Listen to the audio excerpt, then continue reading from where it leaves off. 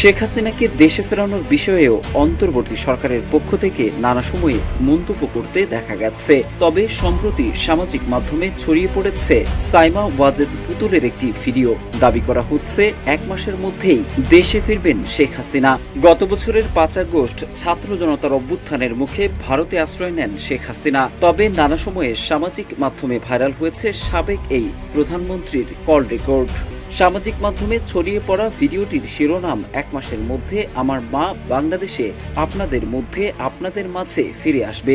তবে সামাজিক মাধ্যমে ছড়িয়ে পড়া এই ভিডিওটি যে দাবিতে প্রচারিত হচ্ছে তা সত্য নাকি মিথ্যা তার ব্যাখ্যা দিল ফ্যাক্ট চেকিং প্রতিষ্ঠান রিউমার স্ক্যানার।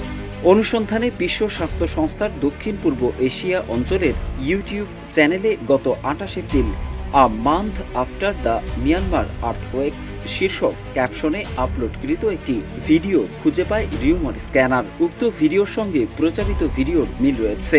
একই ভিডিও পাওয়া যায় বিশ্ব স্বাস্থ্য সংস্থার দক্ষিণ পূর্ব এশিয়া অঞ্চলের লিঙ্কড ইন অ্যাকাউন্টেও।